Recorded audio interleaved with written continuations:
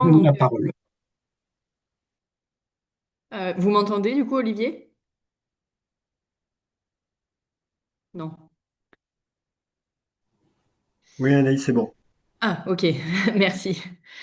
Merci Olivier de me passer la parole. Bonjour à tous. Je commence tout d'abord par me présenter rapidement. Donc, Anaïs Bailly, je suis chef du service connaissances, information et développement durable à la DREAL Auvergne-Rhône-Alpes et j'introduis aujourd'hui ce webinaire régional.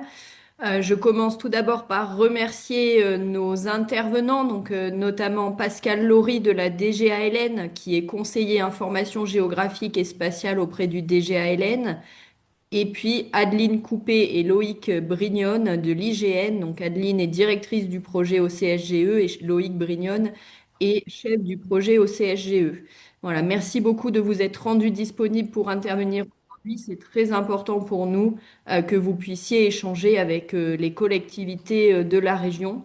Je remercie également les équipes de l'ADREAL, donc notamment Olivier Forel et Julien Pition pour l'organisation de ce webinaire.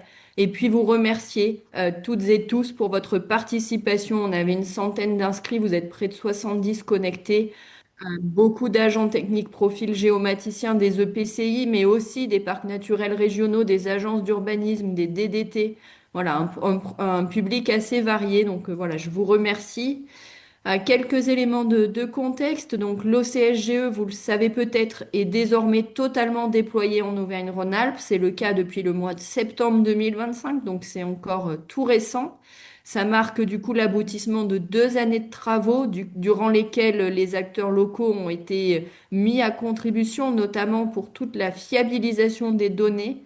Votre participation a évidemment été essentielle pour avoir une base qui soit de bonne qualité et vous remercier encore une fois pour cette participation active.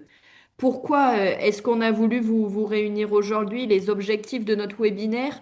On souhaite, avec l'IGN, vous présenter un bilan de l'ensemble des boucles de correction qui ont été réalisées et de voir la façon dont les signalements que vous nous avez fait remonter ont été pris en compte. Et du coup, aussi via la présence de la DGALN, vous partagez les perspectives sur le projet OCSGE. On a du coup un ordre du jour en plusieurs temps. Donc on va d'abord avoir Pascal Laurie qui va nous faire un rappel du contexte réglementaire dans lequel s'inscrit le projet OCSGE. Ensuite, l'IGN nous présentera le bilan des boucles de correction et les perspectives du projet OCSGE. Et enfin, Olivier Forel de l'Adréal vous présentera du coup les premiers chiffres de notre région et quelques cas d'usage sur l'OCSGE. Puis ensuite, on aura une conclusion de notre webinaire par le service mobilité, aménagement et paysage, et notamment Julien Pition, dont je vous parlais tout à l'heure. Voilà, je vous remercie. Je vais pas, malheureusement pas pouvoir rester avec vous sur la totalité du webinaire, mais je suis là encore quelques temps avec vous. Merci à tous.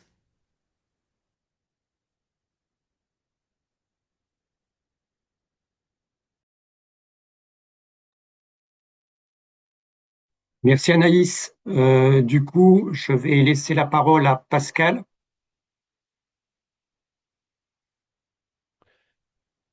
Oui, Pascal, si tu m'entends. merci.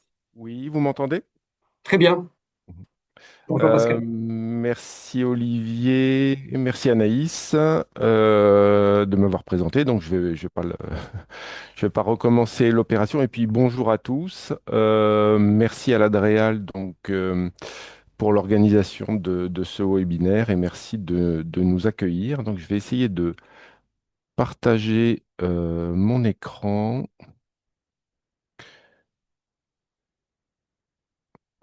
Voilà. Est-ce que le partage se passe bien? C'est en train d'arriver. Oui, c'est bon, ça y est. C'est bon? C'est bon Ok. Pascal. Hmm. Merci. Donc ce matin, nous allons beaucoup parler d'artificialisation des sols et puis de l'outil de mesure qui lui est associé et qui est l'OCSGE, donc l'occupation du sol à grande échelle.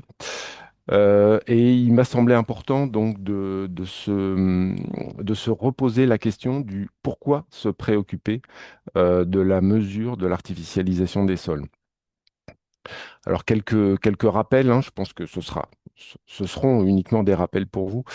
Dès 2011, donc, la Commission européenne a proposé un objectif de zéro artificialisation nette des sols en 2050. Donc, c'est pas un objectif franco-français, hein, c'est bien européen.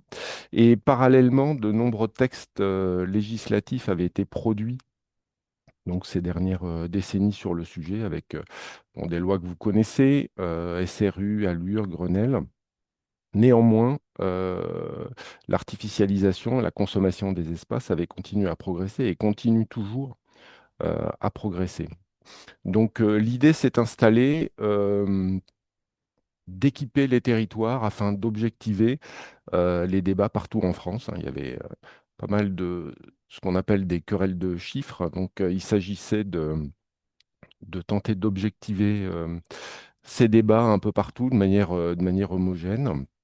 Et donc l'État a mis en place dès 2019, donc c'est dans la foulée du plan biodiversité, hein, qui était paru en 2018 et qui a depuis été remplacé par une stratégie nationale, hein. Mais en tout cas, ce plan donc avait le mérite d'avoir relancé le sujet. Et donc l'État a mis en place dès 2019, donc à disposition des territoires, gratuitement et en open data, hein, ce qui est un point important, ce dispositif, hein, sur lequel je vais revenir, hein, de mesures fiables, précis et homogènes donc sur tout le territoire national.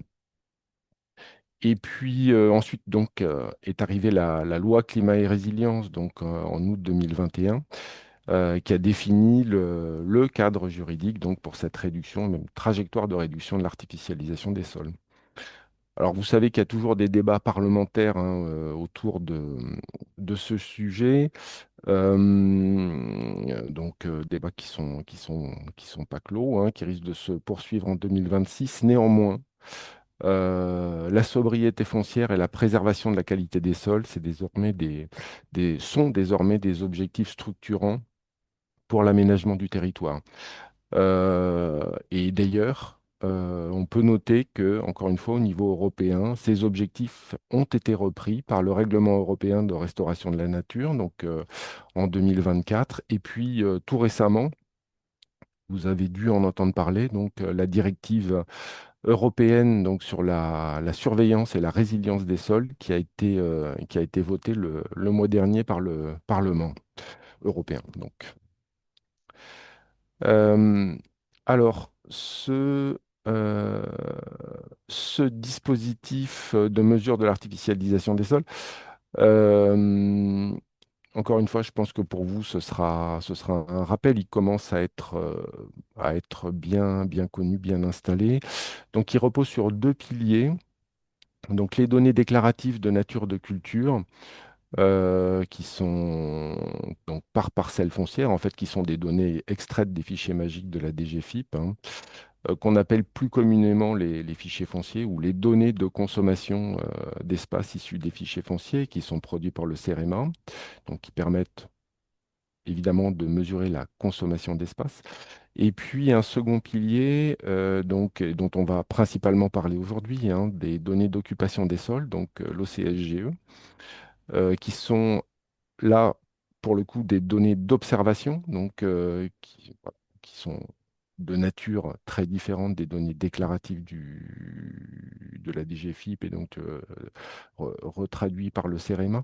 Donc des données d'observation et qui reposent principalement sur des prises de vue aériennes. Alors, qui servent à mesurer l'artificialisation des sols, mais également qui servent aussi dans d'autres contextes. Euh, alors, il faut bien l'avouer, jusqu'à présent, sur le portail de l'artificialisation des sols, on trouvait essentiellement des données de mesure de la consommation des NAF, d'espaces naturels, agricoles et forestiers. Donc, bon, des mesures intéressantes déjà, d'une part parce que ce sont des mesures annuelles, et également parce qu'elles ont une profondeur historique, donc qui remonte jusqu'à 2011 et qui permettent ainsi de couvrir la période de référence de la loi climat et résilience, qui est la période 2011-2021.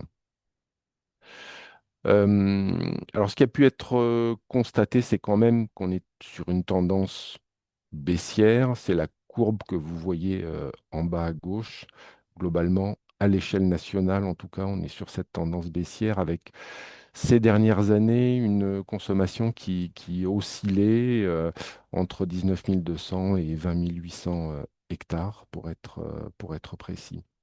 À droite, vous reconnaîtrez cette carte donc, qui est maintenant, je pense, bien installée, hein, qui représente les flux de consommation. Donc, on est bien sur des flux de consommation entre 2011 et 2024 à l'échelle de la commune. Alors, quelle est la place de l'OCSGE dans ce dispositif de mesure? Eh bien, l'OCSGE va nous permet de mesurer l'artificialisation des sols. Et vous en avez une représentation au niveau France, là, à droite. Alors, on est sur une représentation en stock, dite en stock. Donc, ce ne sont pas des flux qui sont représentés, c'est un état des surfaces artificialisées donc en 2017-2020, puisque les prises de vue aériennes de l'IGN sont échelonnées sur plusieurs années. Donc on a à la fois avec l'OCSGE des données sur les surfaces artificialisées, donc en stock, comme je le disais, à différentes dates, et puis des données sur les flux d'artificialisation, donc entre deux dates. Donc ces données sont disponibles hein, sur le portail de l'artificialisation des sols, mais également, l'IGN reviendra dessus, je pense, sur les serveurs de géoservices et en visualisation sur Géoportail. Donc ces données sont issues de l'OCSGE, sont des données d'observation, comme je l'ai dit, à partir de photographies aériennes. Ce qu'on a pu constater, et sur lequel il y avait quand même pas mal d'interrogations, c'est que les flux d'artificialisation représentent en moyenne, globalement, 20 000 hectares par an. Donc ces dernières années, hein, sur les années 2019, 20, 21. Et donc on voit qu'on est sur un ordre de grandeur qui finalement, en tout cas au niveau national, est relativement proche de la consommation d'espace. Donc euh, on peut se dire qu'en 2031, comme le prévoit la loi climat et résilience, quand on passera de trajectoires de réduction de la consommation à des trajectoires de réduction de l'artificialisation, il n'y aura pas une si grande marche que ça à franchir. Alors évidemment, ce sont des ordres de grandeur au niveau national. Au niveau local, ça peut être assez différent. Et évidemment, les surfaces concernées ne sont pas exactement les mêmes. Alors, qu'on parle de consommation, d'artificialisation, en tout cas, sur 10 ans, c'est presque l'équivalent de la superficie du département des Yvelines hein, qui a été artificialisée.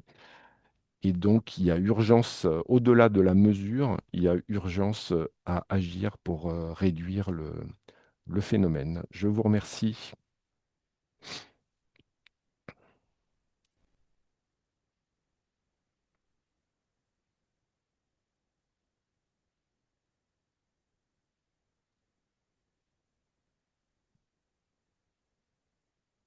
Merci Pascal.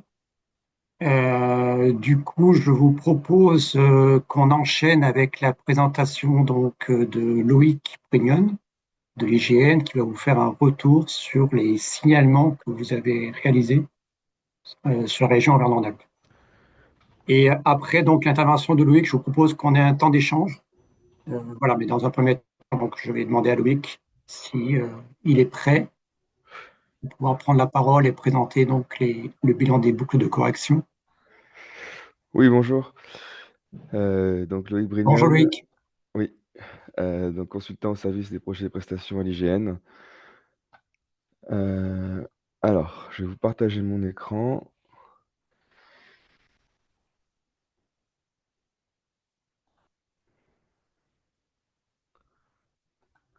Celui-ci. Est-ce que vous voyez tous bien la présentation? C'est bon Loïc. Super. Donc, d'abord, on va faire un petit bilan sur les deux premières boucles de correction, donc les deux premiers millésimes. Et donc, suite à ça, il y aura une petite session de questions-réponses. Et puis ensuite, je vous présenterai les nouveaux outils, les nouvelles productions, le troisième millésime. Et ensuite, Adeline Coupé vous présentera les sujets à l'étude.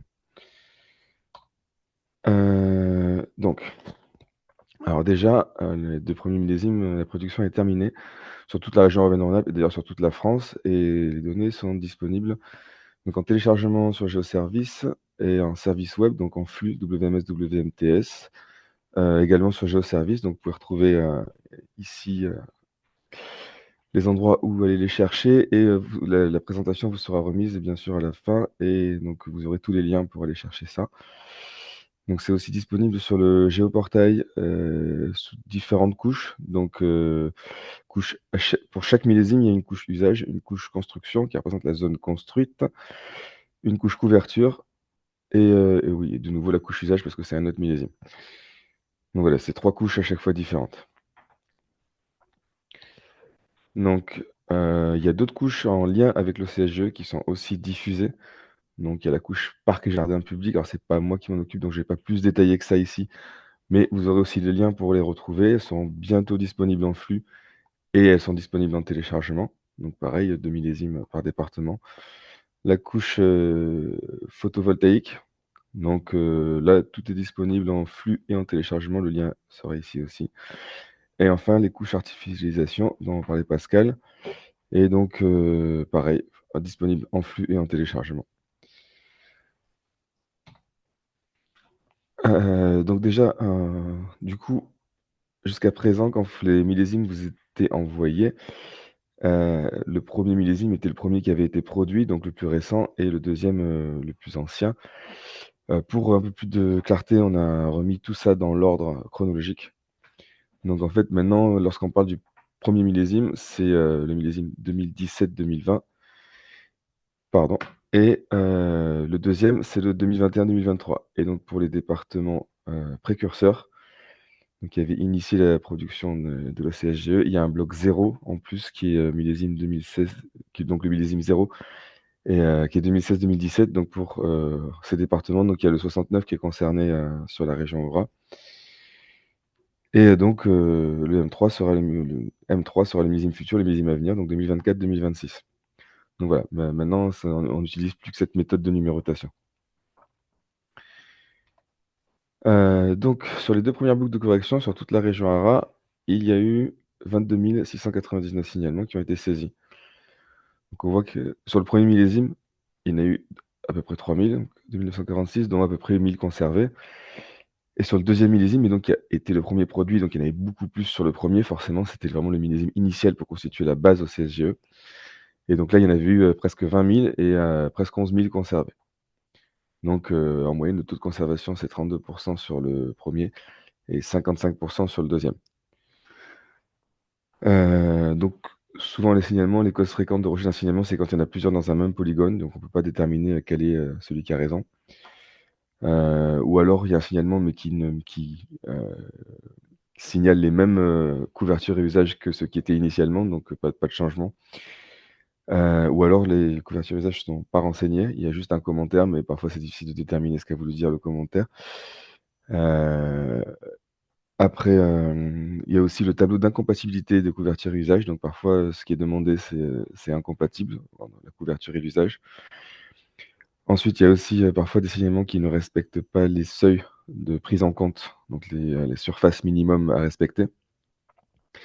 Et enfin, pour les 2 premiers millésimes, on n'acceptait pas de signalement concernant la géométrie et ou alors il fallait faire des demandes un peu particulières si c'est pour des cas très importants. Donc ils ne pouvaient pas être pris en compte. On verra que sur le troisième millésime, ça va changer. Pour un peu de statistiques, en gros, ça, c'est ce qui a été envoyé, donc la proportion de ce qui a été envoyé. Donc sur le millésime 2, il y en avait énormément sur l'usage. Donc effectivement, le millésime 2, c'est le millésime où a été constituée, la première base de CSGE toujours. Donc il y avait 3/4 qui portaient, sur l'usage, encore 10% sur couverture et usage et finalement très peu sur seulement couverture, 10%. Et puis, donc les fameux signalements où il n'y avait rien à signaler.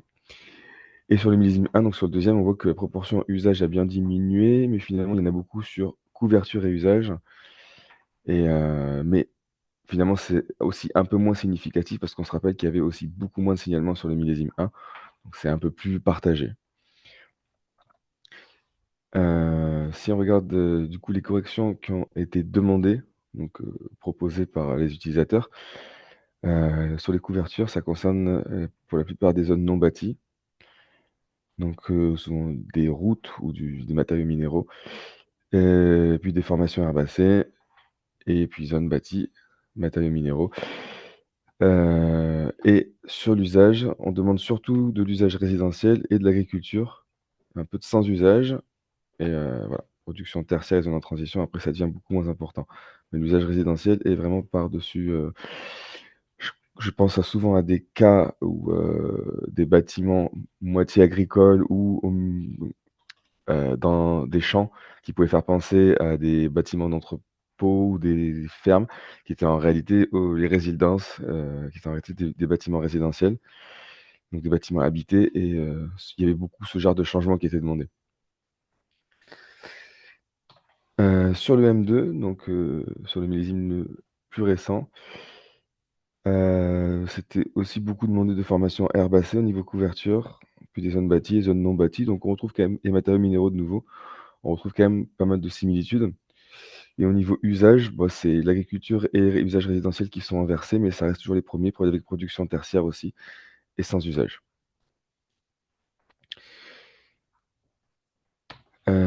Alors au niveau des signalements qui ont été conservés, donc sur le millésime, je préfère commencer par le millésime 2 parce que c'est le premier qui vous a été envoyé. Donc ce qui a été accepté concerne énormément l'usage parce qu'évidemment, c'est beaucoup plus dur à déterminer par photo-interprétation et on a besoin des connaissances terrain pour, renseigner l'usage, c'est quand même plus, précis. Et donc finalement très peu enfin 15 sur couverture et usage et seulement 7 sur la couverture.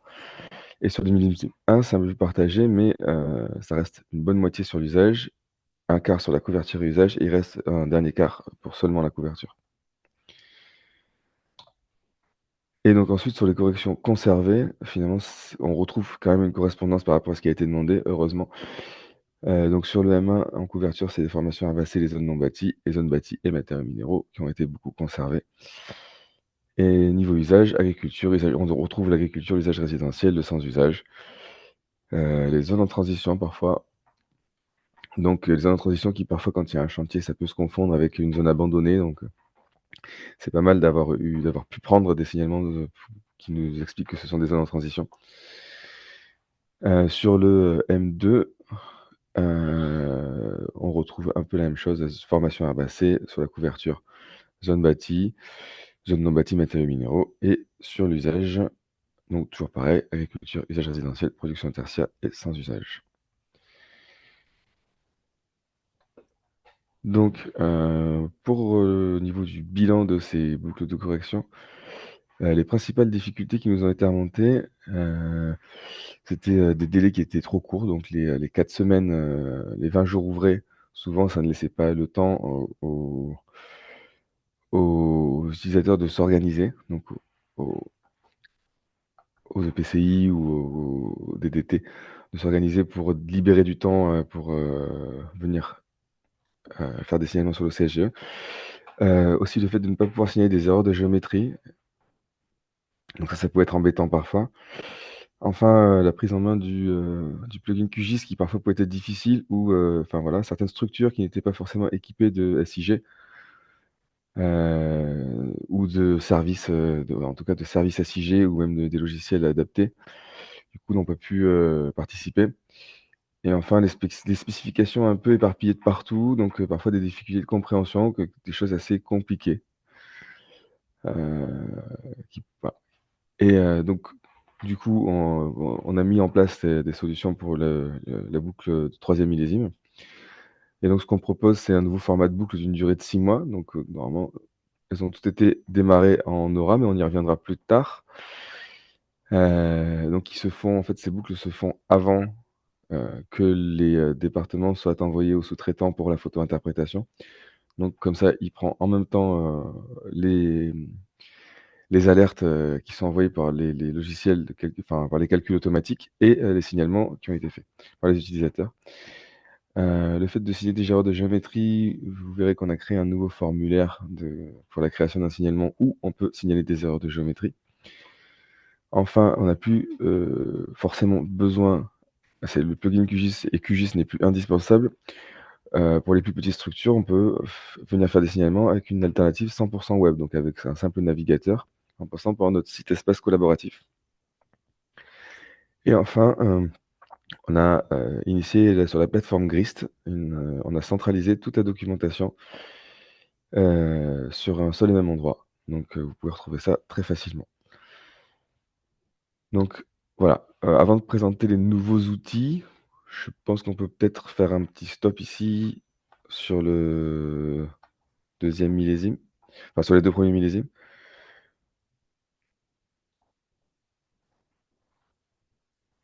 Merci Loïc. Tu veux qu'on prenne quelques questions par rapport au bilan des boucles?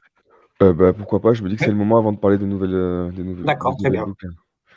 Je vois qu'il y a une question dans le chat, une question de Carole Barthès, donc je vais la lire. Comment expliquer qu'il n'y a pas ou très peu de signalements dans certains départements? Alors bah, c'est surtout au niveau de la participation.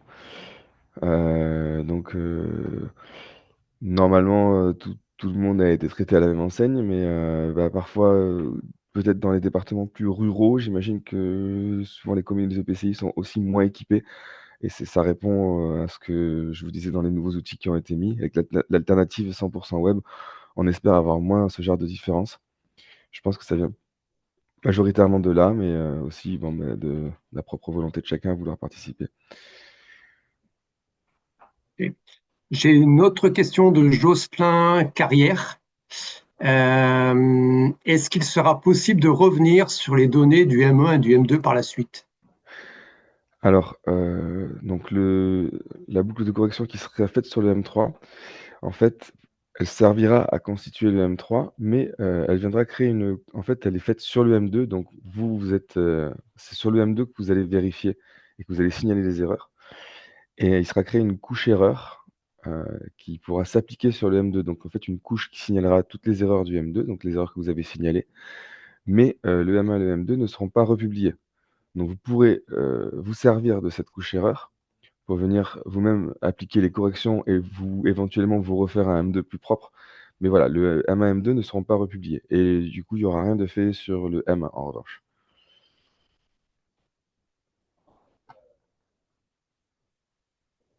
IGN. Join the meeting. Il est possible de venir donc faire des corrections sur le M2, mais qui feront l'objet d'une couche d'erreur qui sera publiée séparément. On ne va pas retoucher au M2. Oui, excusez-moi, je crois que mon truc a coupé un moment et du coup, j'ai Ah, loupé un petit bout, mais oui, c'est juste pour m'assurer que voilà, j'avais bien compris de mon côté. Donc, par rapport à ce que tu as dit, donc là, il n'est pas possible de venir corriger le M1 et M2. Néanmoins, si on a encore des corrections à effectuer sur le M2, on peut encore le faire dans le cadre des boucles de correction, la troisième boucle de correction de 6 mois qui est en cours. Et ces corrections feront l'objet d'une couche spécifique, mais on touchera pas au M1 et M2. c'est ça.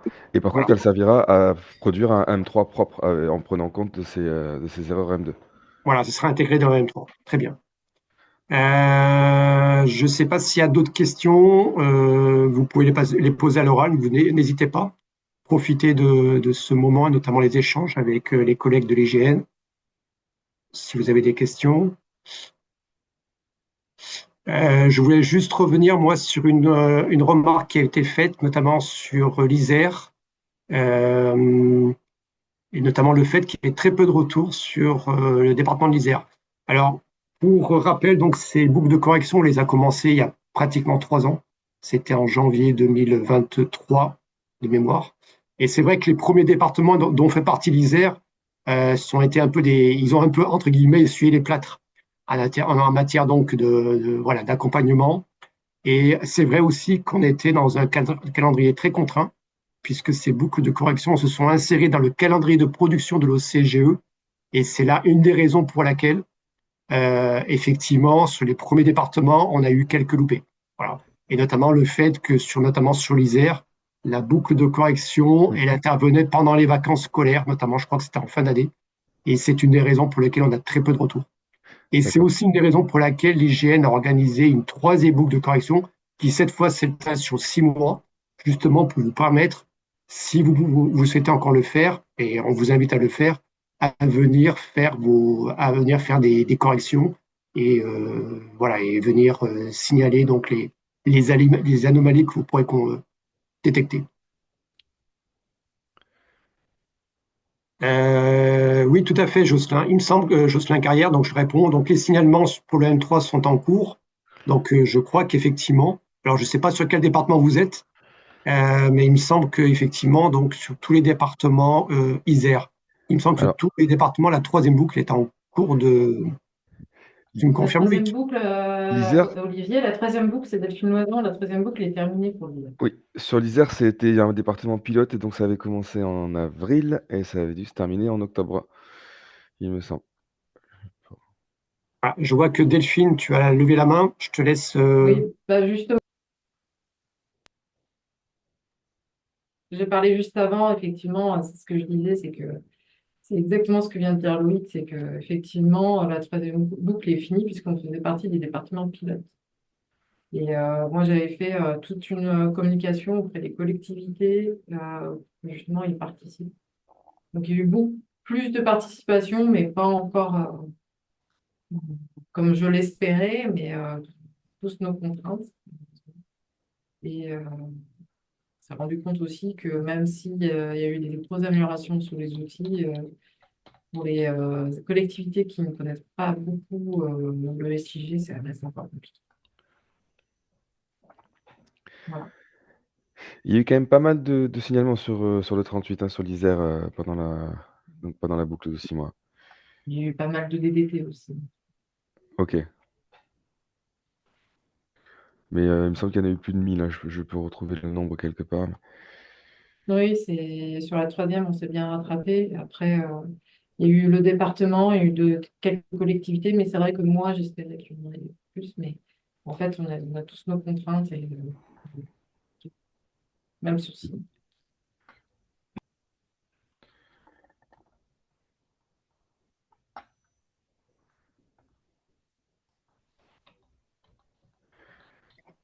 Je vois pas d'autres questions.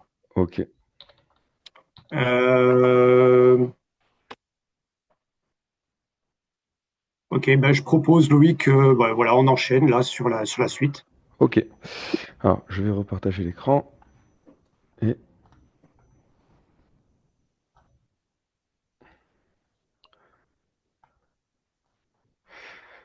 est-ce que c'est bon? C'est bon. Ok, super. Donc, dans les nouveaux outils qui ont été mis en place, il y a ce fameux outil GRIST, donc qui nous sert à centraliser d'abord toute la documentation, pour nous à avoir une gestion simplifiée des contacts et donc à créer des listes de diffusion complètes. Donc par ce formulaire que vous voyez sur l'écran, dont le lien euh, sera aussi dans la présentation, vous l'aurez, vous pouvez vous inscrire à notre liste de diffusion. Donc c'est-à-dire, grâce à ça, dès qu'il se passe quelque chose sur votre département ou sur votre région, vous pouvez quand on enverra un mail d'information, vous serez dans notre liste de diffusion. Donc vous serez informé de toutes les nouveautés, de la fin des boucles, du démarrage d'une nouvelle boucle, de la diffusion du département par ce biais. Il est possible de vous inscrire sur un département, sur plusieurs départements ou si, vous êtes une réal par exemple, vous pouvez vous inscrire sur l'ensemble d'une région. Donc pour un département, il faut faire une inscription. Si vous faites sur 2 départements, vous faites 2 inscriptions, mais pour une région entière, vous pouvez sélectionner dans la partie département région, simplement une région et ça demande qu'une inscription et voilà. Donc vous n'avez pas besoin de vous inscrire sur Grist du tout. C'est vraiment juste, via un formulaire. Nous, ça nous demande un ajout en fait, dans notre liste de diffusion correspondante au département et du coup, il sera accepté ou refusé. Donc en fait, on accepte que les adresses mail de la sphère publique ou assimilées. Donc, pas d'adresse, @gmail ou par exemple, donc voilà, celles-là seront systématiquement refusées. Donc il faut utiliser votre adresse professionnelle. Et vous, en dehors, publiquement, donc ça vous permet de consulter le calendrier de production. Donc je peux vous montrer rapidement, peut-être. Donc, oui, là, je ne suis pas connecté, ici. Et si je vais sur statut global, ici, j'ai la liste des départements avec, donc, statut, la boucle de correction en cours. Prenons, par exemple, voilà, le 69, donc, ça, c'est le département précurseur, mince. Voilà, ici, le Cantal. Donc, débuté en juin 2025, donc sur une durée de 6 mois. La vraie date de début, c'était le 8 juillet 2025, ça, c'était la date prévisionnelle. Donc, il se terminera le 8 janvier 2026.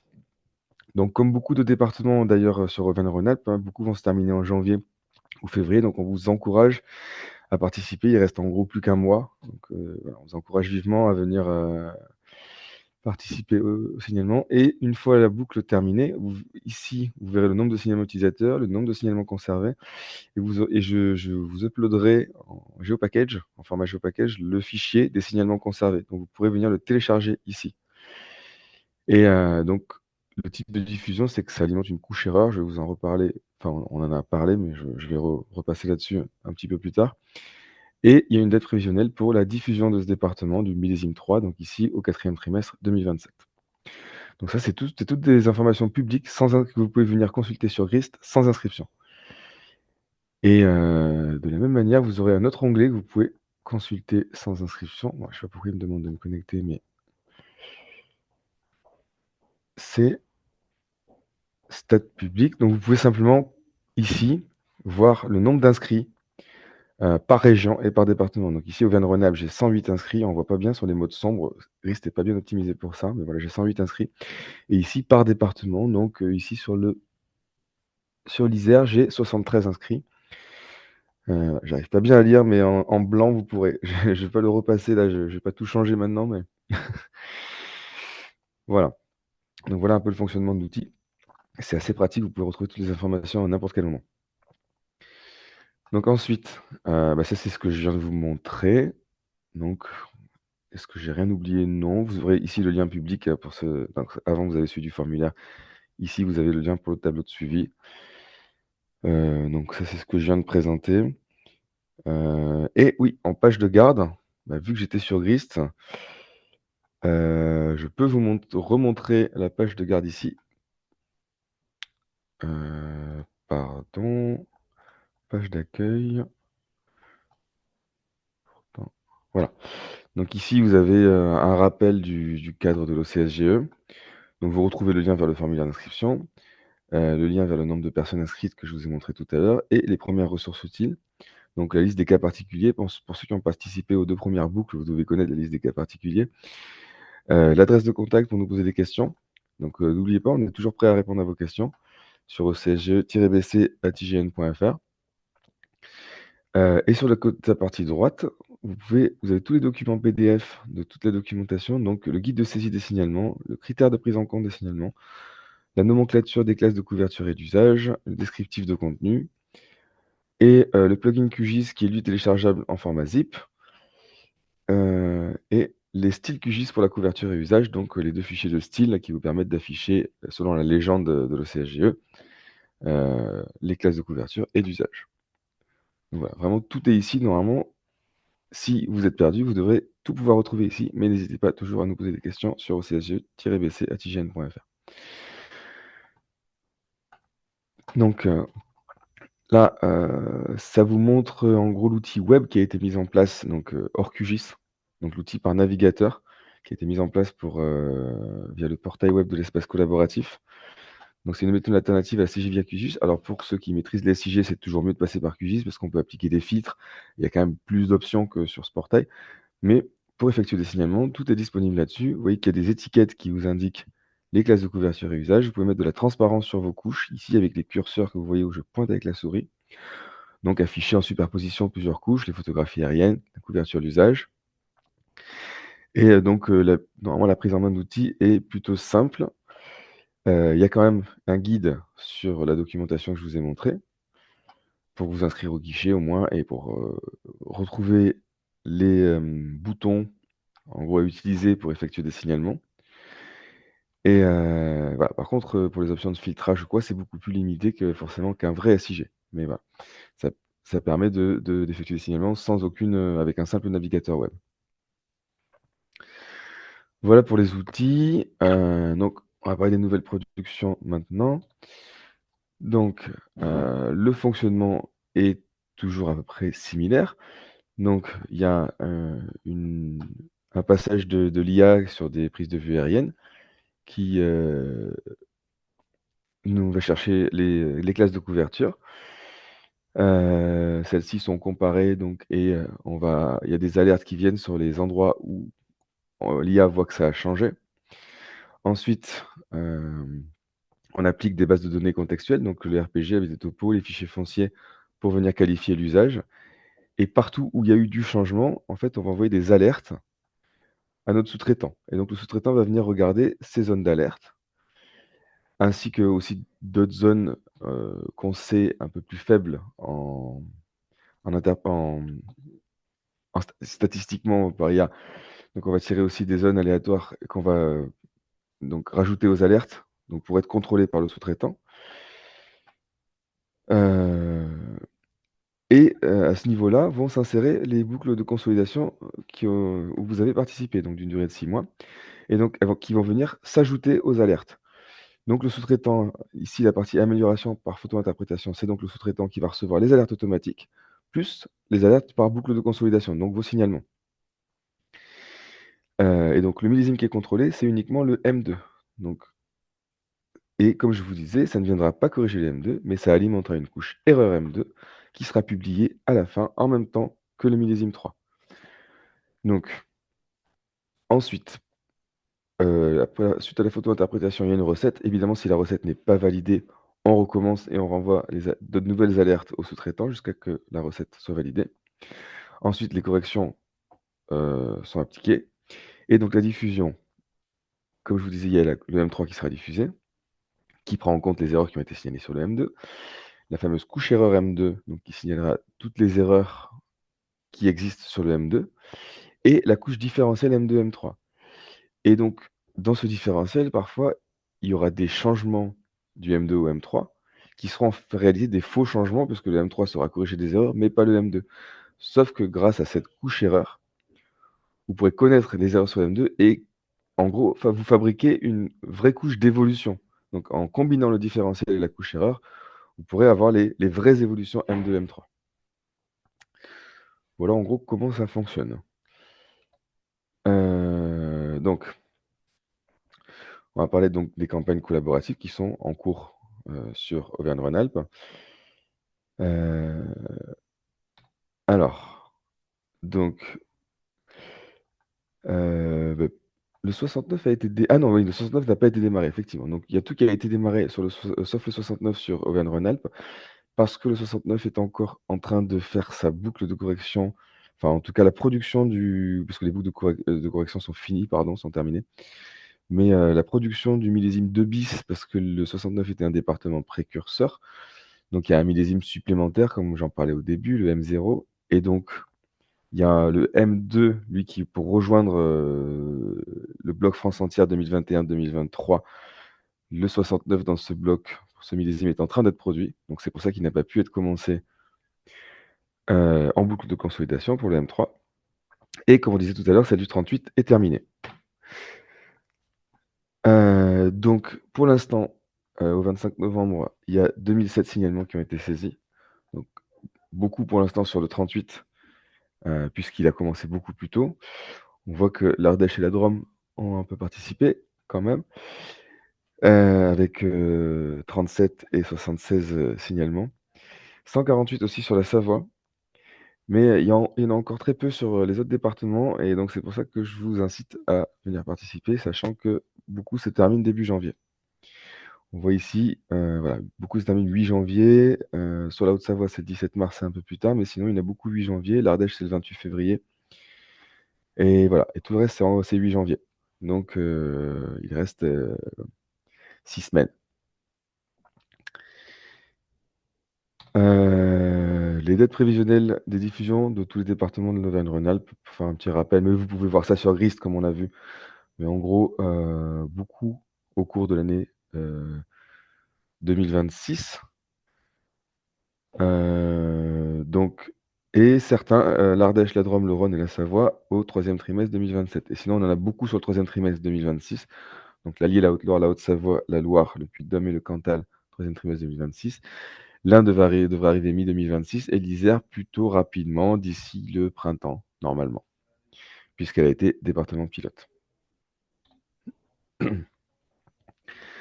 Donc, pour aussi avoir accédé à la foire aux questions, poser des questions sur la communauté et être averti des lettres d'actualité, je vous invite évidemment à rejoindre la communauté OCSGE sur Expertise Territoire. Donc, le lien est aussi dans la présentation. C'est la communauté qui a remplacé la communauté Osmose qui a fermé le 31 mars 2025.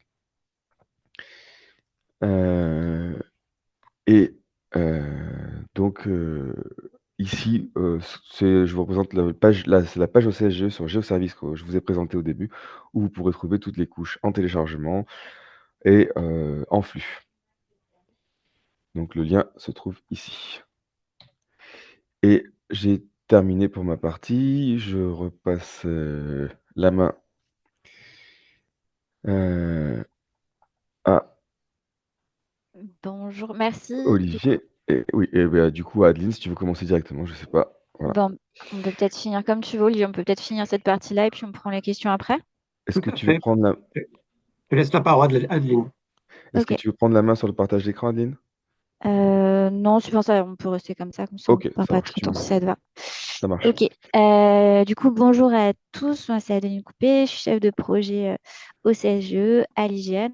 Et donc, je vais vous parler des sujets exploratoires sur lesquels on travaille actuellement. Donc, c'est vraiment des sujets qui sont à l'étude, mais il n'y a pas d'engagement actuellement pour produire ces données-là. Et donc, je vais vous parler de l'OCSGE régional.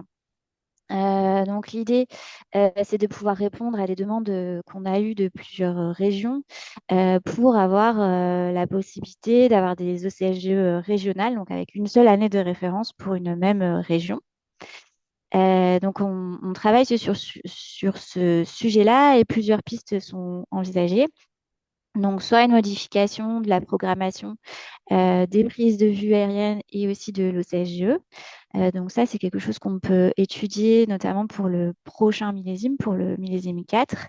Et on étudie aussi la possibilité de passer à des données satellites et donc d'avoir un complément de la couverture grâce aux satellites et notamment aux données Pléiades Néo.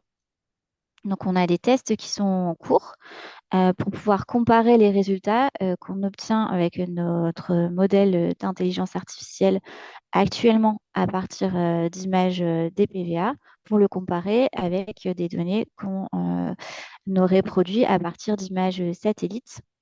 Donc, on fait des tests sur différentes typologies de territoires, des territoires plutôt urbains, ruraux, en montagne, plutôt du maritime. Et on teste plusieurs méthodes. Donc, une méthode, on s'appuie sur un modèle IA qui serait spécialisé pour traiter justement des données satellites. Et une autre méthode, on conserve le modèle qu'on utilise actuellement, le modèle d'intelligence artificielle, et on rajoute les données satellites pour améliorer, le robustifier et qu'il soit capable de traiter les deux types de données. Donc ça, c'est en cours. Vous voyez, enfin, sur la droite, vous avez un peu nos premiers résultats. Donc, c'est vraiment des données provisoires. On vient en touche de commencer à produire cette partie-là. L'idée, c'est de pouvoir comparer les résultats qu'on obtient avec COSIA, donc qui est vraiment la partie automatique d'intelligence artificielle. Donc déjà comparer ces premiers résultats et puis comparer aussi ce qu'on appelle les alertes au CSGE qui nous permettent de savoir qu'il y a des changements sur les données et donc il faut aller faire des mises à jour. Et donc on va faire des comparaisons sur ces deux types de résultats pour vérifier si on est capable d'avoir une qualité équivalente de l'OCSGE en utilisant des données satellites. Donc ça, c'est vraiment un travail qui est en cours et on devrait avoir des premiers résultats au premier trimestre 2026.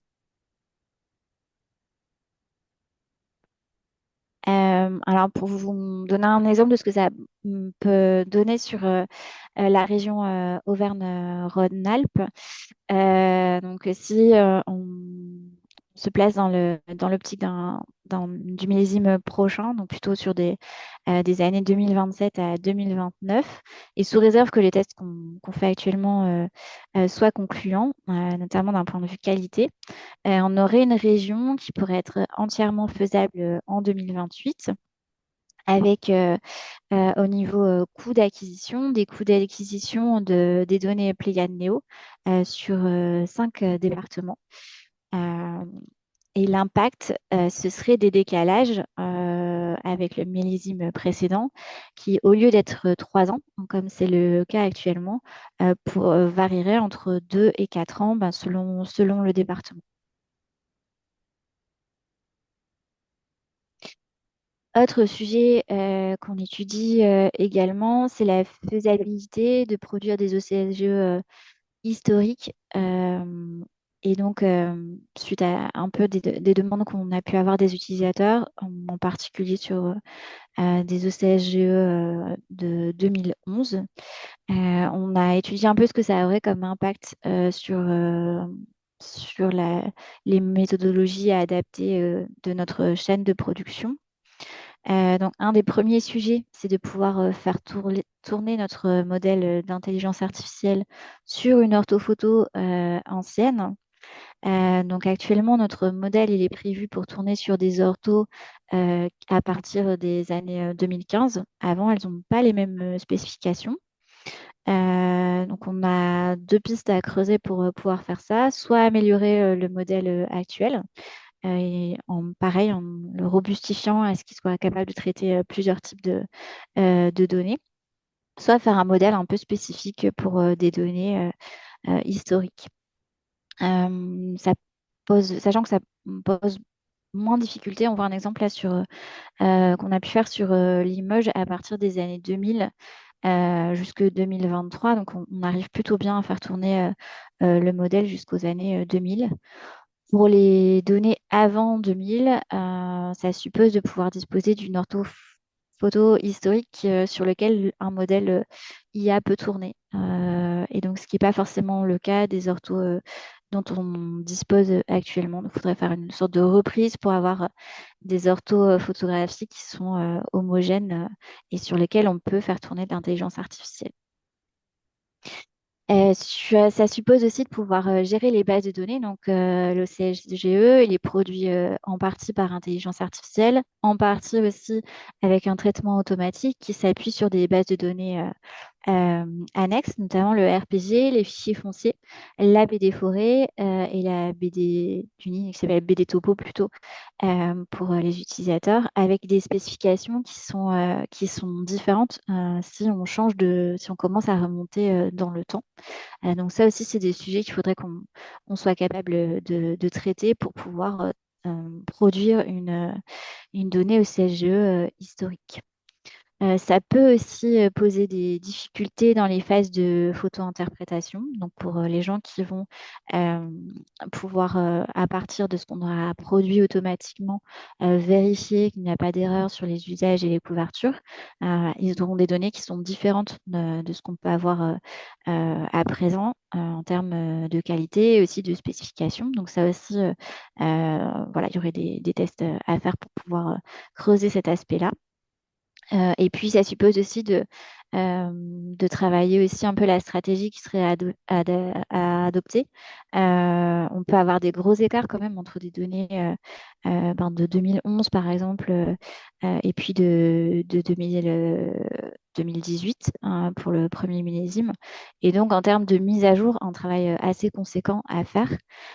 Donc, il faudrait étudier si on serait plutôt dans un processus de mise à jour ou alors s'il faudrait partir dans une production, plutôt sur quelque chose comme une production initiale de l'OCS historique. Voilà un peu sur les sujets qui sont à l'étude. Voilà. Et j'insiste sur le fait que on n'est vraiment pas dans un engagement sur ces travaux-là, hein. C'est des sujets exploratoires. Merci beaucoup, Adeline. Je ne sais pas si vous avez des questions.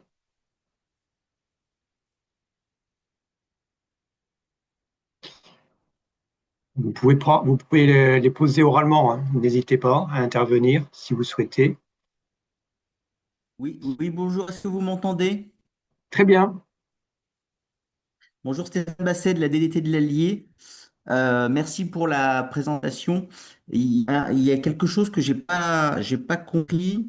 Donc là, on est sur le 3 et j'ai pas compris le fait qu'on travaille exactement sur le résultat du M3, mais sur le M2. Il y a quelque chose qui m'a échappé sur le process.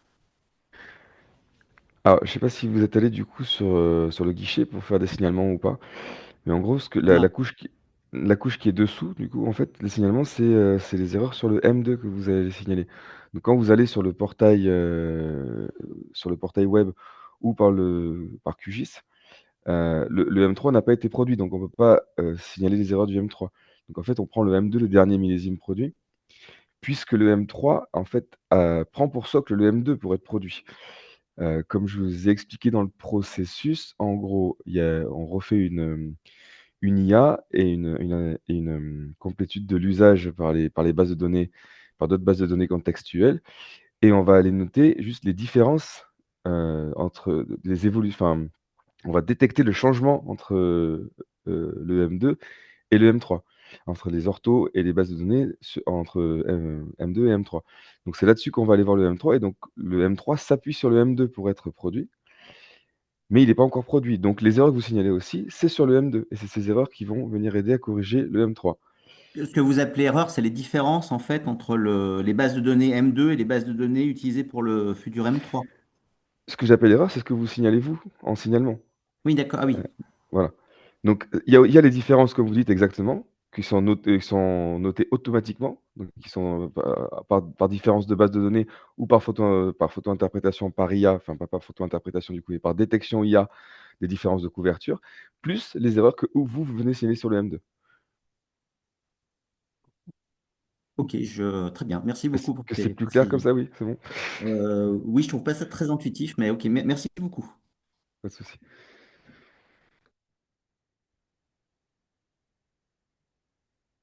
Je ne sais pas si vous avez d'autres questions.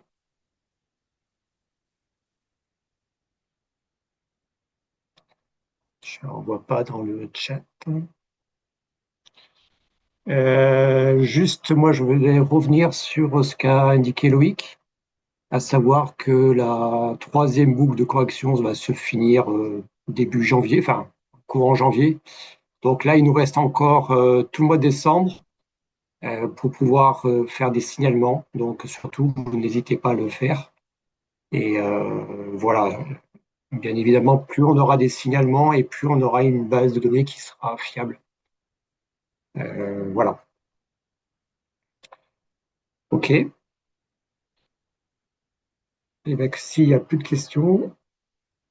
Ah, si, il y a une petite question de Jospin Carrière. Avez-vous les prochaines dates de correction pour le M4?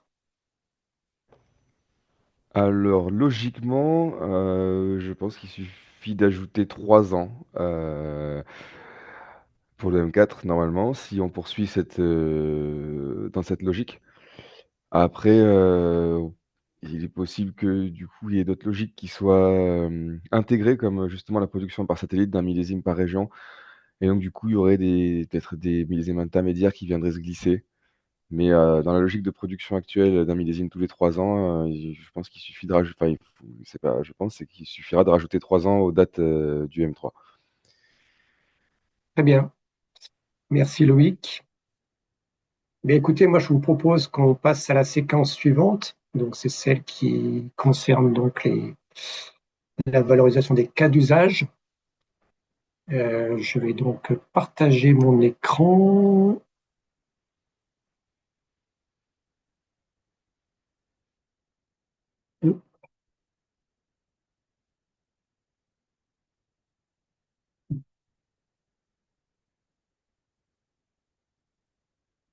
ne sais pas si vous avez mon partage. Voilà.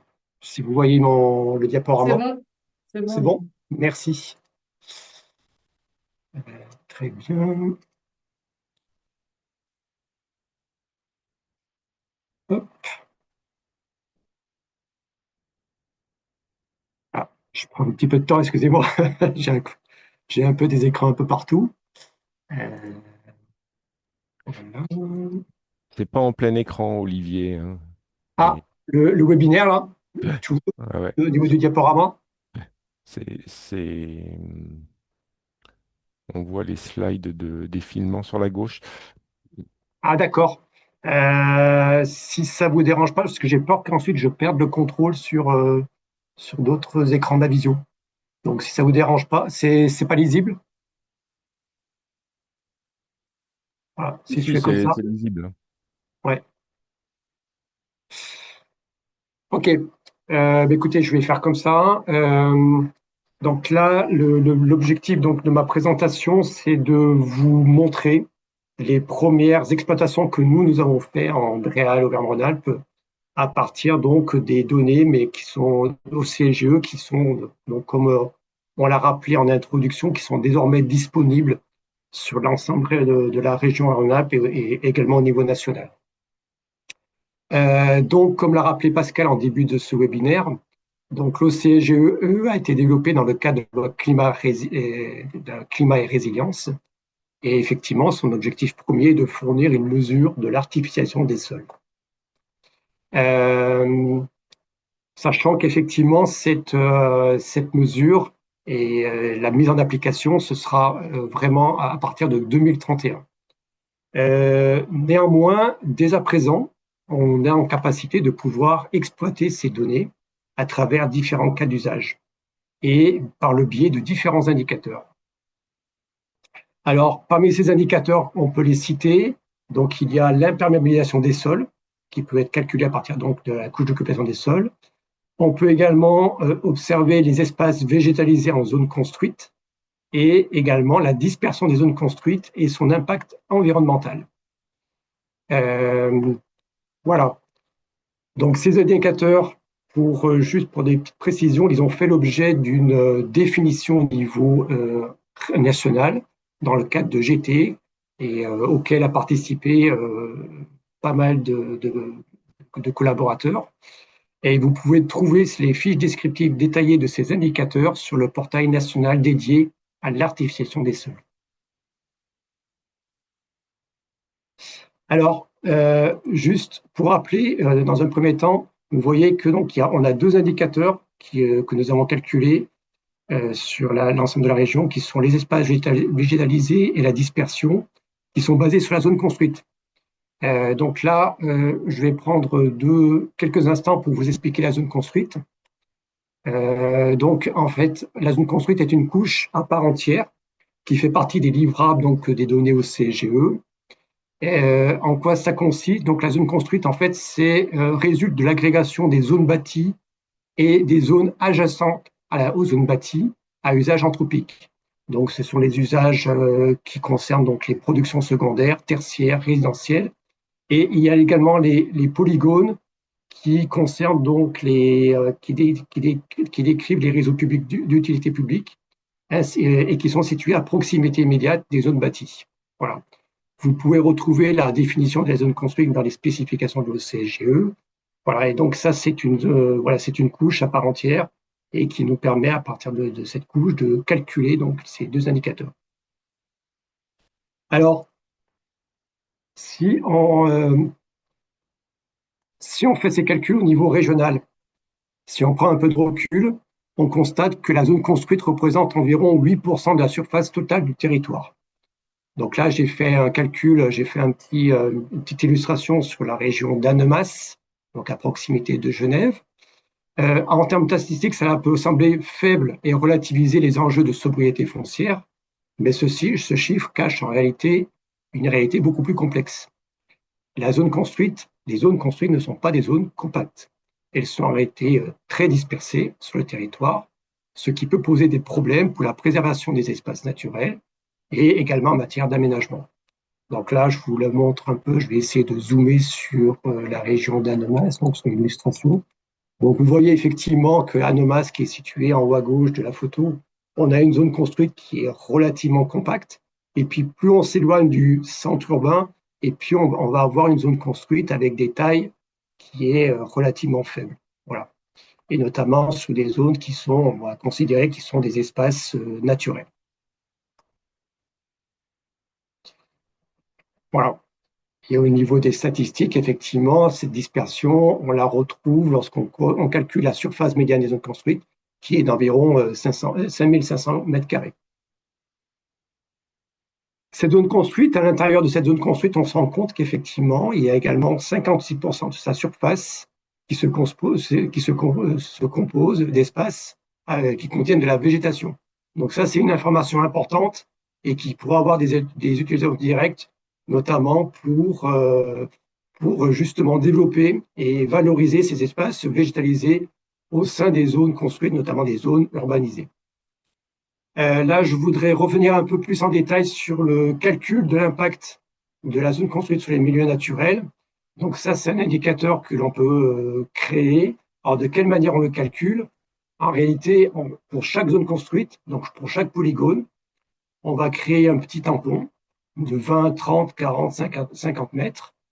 Et puis ensuite, on va mesurer le ratio entre, d'une part, la surface du tampon qu'on va ramener à la surface de la zone construite.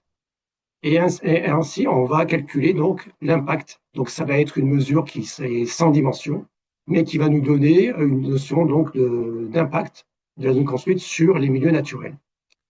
Et ensuite, on va pouvoir comparer les impacts des zones construites qui sont supérieures à 10 hectares et avec les zones construites qui sont inférieures à 10 hectares et qu'on va considérer comme des zones construites dispersées. Et sur la région Auvergne-Rhône-Alpes, on se rend compte, donc si on fait le calcul, donc c'est un indicateur qui est très agrégé, que les zones construites qui sont dispersées ont un impact 2 fois plus important que les zones construites de taille supérieure. Alors, cet indicateur, il a une vertu surtout pédagogique.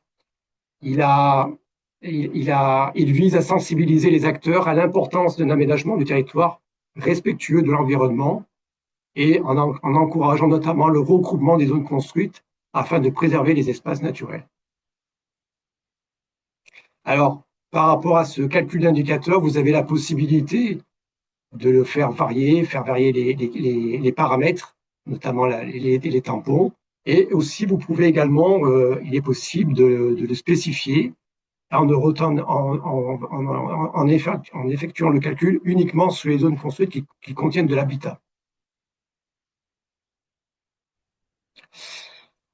Un autre indicateur qui va être très important pour répondre à nos besoins au niveau de l'ADREAL, au niveau de nos missions ADREAL, ça va être le calcul de l'imperméabilisation des sols. Alors, pour ce calcul, c'est un calcul qui est particulièrement simple, puisque en fait, les polygones qui sont considérés comme imperméabilisés, ce sont uniquement les polygones qui sont bâtis et non bâtis. Donc, ça concerne uniquement deux classes de couverture. Et on va pouvoir faire ce calcul des surfaces imperméabilisées de manière très rapide à partir des couches natives de l'OCSGE, donc les couches d'occupation. Et de la même manière, pour calculer donc l'évolution de l'imperméabilisation, on pourra le faire directement à partir de la couche différentielle, qui elle aussi fait partie des livrables OCSGE. Donc là, il n'y a rien de complexe au niveau technique. On est vraiment dans des sujets très classiques et donc on va très rapidement produire donc ces couches de surface imperméabilisées sur l'ensemble de la région. Alors là aussi, je vous donne quelques analyses statistiques sur Auvergne-Rhône-Alpes. Donc, on se rend compte qu'on a quasiment 4% des surfaces qui sont imperméabilisées. Alors, le taux d'imperméabilisation, il monte à 40% lorsqu'on est situé en zone construite. Et puis, on se rend compte en termes d'évolution, donc sur les 3 années, donc la période qui sépare 2 millésimes, on a une évolution d'environ plus 2,4% de surface imperméabilisée. Petite information sur l'application nationale Mondiagartif. il y a depuis très peu de temps, il y a une infographie détaillée donc de cet indicateur et notamment vous pouvez le décliner par périmètre, notamment sur des échelles de PCI, SCOT, département.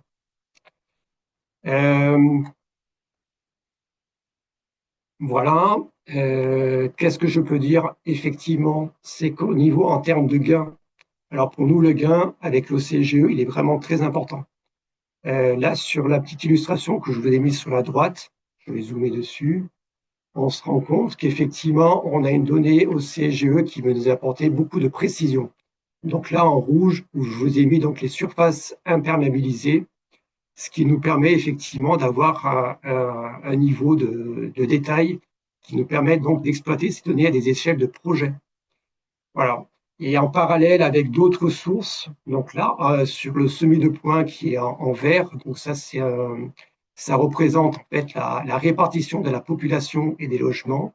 On va être en capacité de pouvoir produire des analyses très fines, notamment des populations qui sont exposées au risque inondation. Donc en bleu, vous avez le périmètre des zones inondables. Et donc, on va pouvoir, de manière très fine, avoir une évaluation donc des populations exposées ainsi que des logements, et donc pouvoir apprécier la vulnérabilité donc des biens et des personnes au risque d'inondation.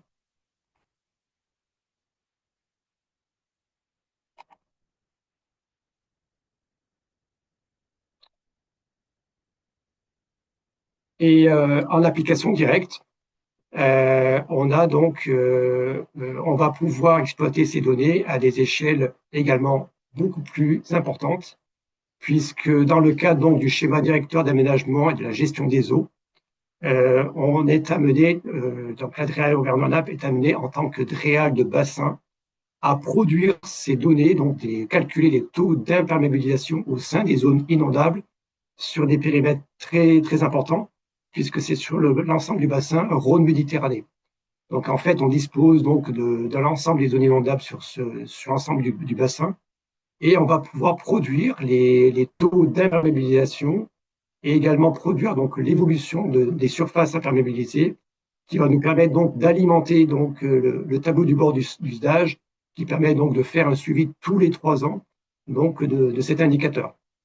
Donc ça pour nous c'est vraiment important parce que jusqu'à présent on n'avait aucune source de données disponible pour pouvoir faire ce calcul. Et là avec l'OCGE on a donc une mesure qui est à la fois précise mais également on va pouvoir appliquer sur l'ensemble du territoire. Voilà. Et donc, ça peut se faire de manière assez rapide. On va dire que pour nous, en fait, le défi, ça va pouvoir être la capacité de calculer sur l'ensemble du département, ce qui va nous obliger à faire le calcul, donc à télécharger l'ensemble des données au CGE sur 30 départements. Ça va être peut-être la plus grosse difficulté pour nous. Et puis, un autre cas d'usage pour terminer, donc c'est toujours dans le cadre, donc avec le risque inondation, dans le cadre donc de la directive inondation, on va pouvoir observer donc l'imperméabilisation des sols et notamment donc son évolution sur des périmètres un peu plus restreints. Puis là, ce que ça consiste à donc faire cette observation sur les territoires à risque inondable. Voilà. Et donc là, pareil, je vous ai fait un petit exemple sur la région d'Annemasse, qui est couverte par un TRI. Et donc là, on va pouvoir produire la carte des surfaces imperméabilisées en rouge, et puis donc les surfaces non imperméabilisées, et pouvoir calculer donc l'évolution de l'imperméabilisation sur le TRI et faire ce suivi tous les 3 ans avec les nouveaux millésimes au CSGE. Voilà. Donc pour nous, des applications très concrètes. Et donc là, on va les exploiter dans le cadre donc de nos missions sur la prévention des risques. Mais effectivement, on a aussi d'ores et déjà prévu d'exploiter les données au CGE dans le cadre donc d'autres missions donc sur lesquelles l'Adréal intervient. Voilà, donc moi j'en ai terminé sur ma présentation. Donc si vous avez des questions, je suis prêt à y répondre.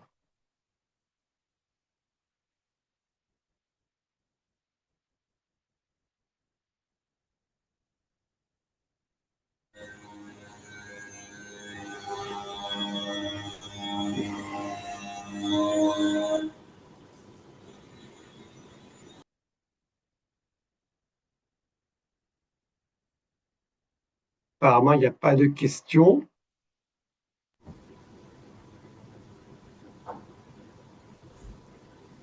Alors, on me dit qu'il y a des questions sur le chat. Je vais juste reprendre le contrôle.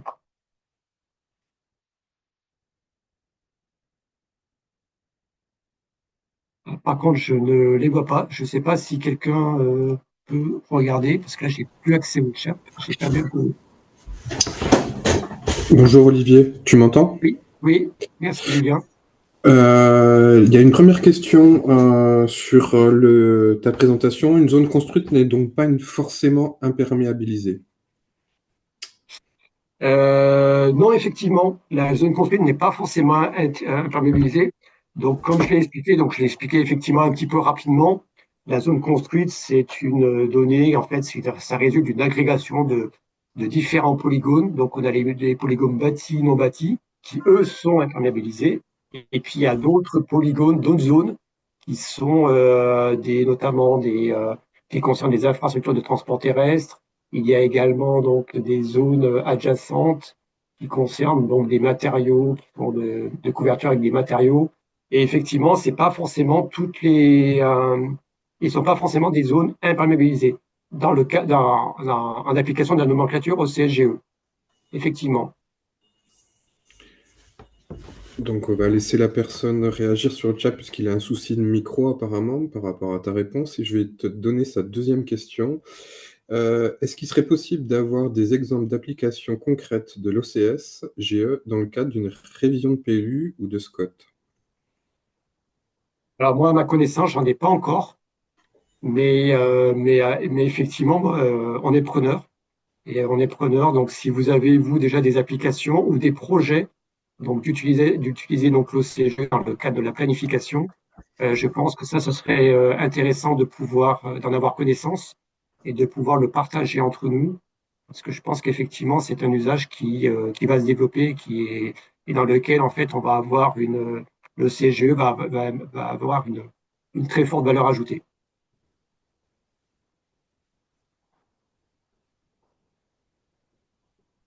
Donc tu as les remerciements pour tes deux réponses. Il y Très avait bien. aussi également une question qui a été posée, mais qui revenait sur le sujet précédent. Je ne sais pas si vous voulez revenir ou plutôt après, plutôt prendre les Si, questions. Julien, on peut y revenir, hein. Pas de souci. Est-ce que la création d'un OSGE historique permettrait que les données actuellement disponibles sur le portail de l'artificialisation soient localisables à une échelle plus fine que la commune? Euh, pas d'avoir tout compris la question. Euh, Bah, après, je ne sais pas oui, si vas-y, Adi.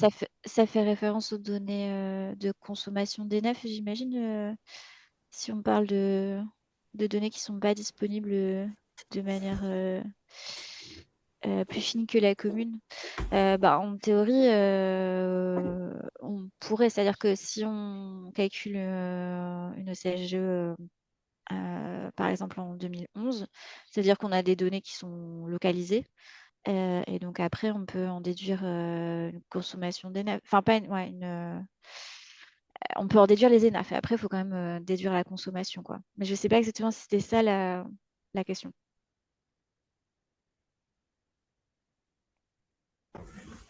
Est-ce que la personne qui a posé la question, elle peut, voilà, n'hésitez pas à prendre le micro pour voilà, repréciser votre question. Oui, c'était bien ça ma question. Par rapport, effectivement, sur le portail de l'artificialisation, on parle de consommation, mais c'est une donnée qu'on a un peu du mal à utiliser vu qu'elle n'est pas localisée. Donc je me demandais si le fait de pouvoir revenir sur l'historique, on puisse ensuite voilà, arriver à recalculer l'artificialisation sur ces périodes-là et pouvoir, nous, sur nos territoires, vraiment pouvoir comparer d'année en année physiquement, enfin, à une échelle plus fine, ce qui s'est passé. D'accord. Euh, alors là, je pense qu'on peut revenir sur la présentation d'Adeline, dans laquelle elle a esquissé un peu des perspectives en matière d'évolution, sachant que là, je rappelle effectivement, comme l'a dit Adeline, ce sont uniquement des projets qui n'ont pas encore été, enfin, pour lesquels il n'y a aucun engagement. Donc effectivement, on sent qu'il y a, par rapport à l'OCGE, ce qui serait intéressant, et il y a certains besoins des territoires qui l'ont déjà exprimé, c'est d'avoir une meilleure profondeur d'historique. Et l'idée, ce serait effectivement, si c'est possible, avec une OCGE, de la produire sur des millésimes antérieurs. Donc, Adeline a expliqué tout à l'heure dans sa présentation qu'on avait quand même, au niveau de la production, plusieurs limites. C'est-à-dire que là, on se heurte au fait qu'on a besoin pour pouvoir réaliser ce travail et notamment pour pouvoir produire des millésimes qui soient cohérents entre eux, d'avoir des spécifications qui soient constantes. Et on se rend compte qu'effectivement, que ce soit sur les orthophotos, c'est très difficile de remonter avant 2015 pour pouvoir garantir justement cette stabilité des spécifications. Ce qu'a expliqué également Adeline, c'est qu'effectivement, pour produire les OCSGE, on a besoin de bases de données exogènes. Donc, il y a le RPG, les fichiers fonciers. Et la difficulté, là aussi, par rapport à ces données, c'est qu'en fait, elles évoluent. Et pour pouvoir produire un millésime sur une année antérieure, ça va être un peu compliqué, parce que ça veut dire qu'il faut qu'on arrive à corriger les données autant que faire se peut. Voilà. Mais effectivement, c'est un besoin qui a été exprimé et effectivement, voilà, ce serait intéressant. Là, aujourd'hui, on a 2 millésimes, donc il y a le M3 qui est en cours de production et donc on va déjà avoir une profondeur historique sur 6 ans. Donc c'est déjà pas mal, c'est déjà une belle avancée. Mais effectivement, produire un millésime sur des années antérieures, ça va être, d'un point de vue technique, un peu compliqué. Mais on comprend bien effectivement ce désir. Effectivement, ce serait bien de pouvoir avoir un historique et une base de données qui soit un peu plus, comment dire, développée. Merci.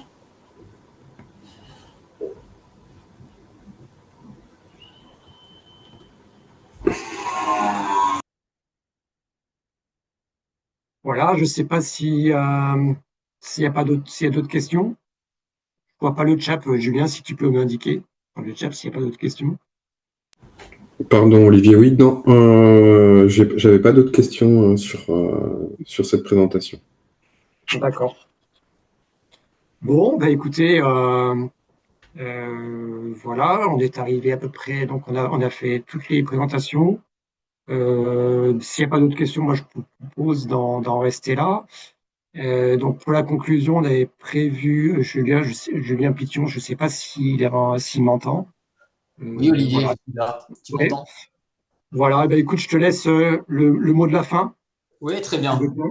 Merci, Olivier. Très rapidement, donc, je me présente, je suis Julien Pition, je suis chef du pôle stratégie animation au sein de la DREAL et du service aménagement, mobilité et paysage. Service qui porte un peu les questions de foncier, de limitation de l'artificialisation des sols.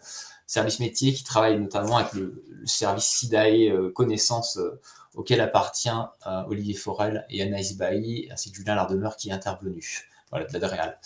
Donc pour vous indiquer qu'on travaille forcément en partenariat sur ces sujets-là. Juste pour remercier déjà les intervenants, que ce soit la DGLN, l'IGN, ainsi que les collègues de la DREAL qui ont monté ce webinaire, mais également de façon plus générale remercier un petit peu l'ensemble des parties prenantes dans le cadre de l'élaboration de l'OCGE, que ce soit encore les mêmes, hein, notamment l'IGN, qui a mené ce travail très lourd. Je voulais remercier également les collectivités pour leur participation, et notamment leur participation au travers des boucles de correction, et les services de l'État de niveau départemental, donc les DDT. Pour vous indiquer que, comme l'a dit tout à l'heure le collègue de la DGLN, des débats parlementaires sont en cours visant à ajuster les dispositions législatives réglementaires. Malgré ça, l'objectif de développer de nouveaux modèles d'aménagement plus sobres en foncier et préservant les sols n'est absolument pas remis en cause, mais bien au contraire. Donc, ce sont vraiment des objectifs structurants. Également, au niveau européen, le Parlement européen a récemment voté la directive relative à la surveillance et la résilience des sols, qui devrait être transposée dans le droit des différents pays d'ici à fin 2028. Donc là également, ça remet cet objectif en tant qu'objectif vraiment absolument prioritaire à tenir compte. Donc c'est pour vous indiquer également ça. Au niveau régional, la COP, pardon, excuse-moi, au niveau régional, la COP qui a été menée l'année dernière sur la partie atténuation a bien intégré un défi visant à la mise en place de nouveaux modèles d'aménagement, visant à la réduction des sols et au développement d'opérations de renaturation. Donc c'est également une priorité, bien entendu, pour la préfète de région et pour les services de l'État au niveau régional et départemental. Juste un mot pour conclure et dire que l'important travail qui a été mené sur l'OCGE permettra d'apporter au territoire, au service de l'État, mais également au territoire, ça permet d'apporter de nouvelles sources de données, d'une part qui sera utilisée dans le cadre de l'intégration de la trajectoire, qui devrait être utilisée dans le cadre de l'intégration de la trajectoire de sobriété foncière dans les documents d'urbanisme et de planification, notamment à compter de 2031. Mais également, on a vu au travers des cas d'usage qu'a détaillé un petit peu Olivier, ça permettra d'objectiver un ensemble de données de façon à renforcer la connaissance sur les sujets en lien avec l'utilisation du foncier et la protection des ressources naturelles, que ce soit les ressources naturelles en eau, la ressource sol, ainsi que la biodiversité.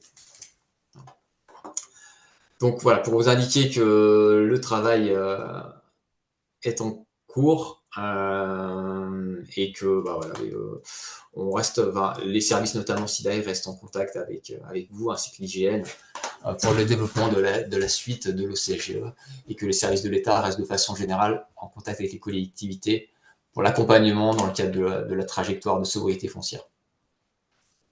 Voilà, merci beaucoup.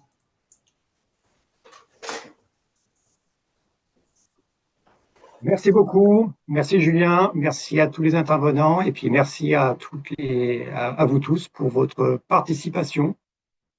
Et puis à bientôt. À bientôt pour la suite.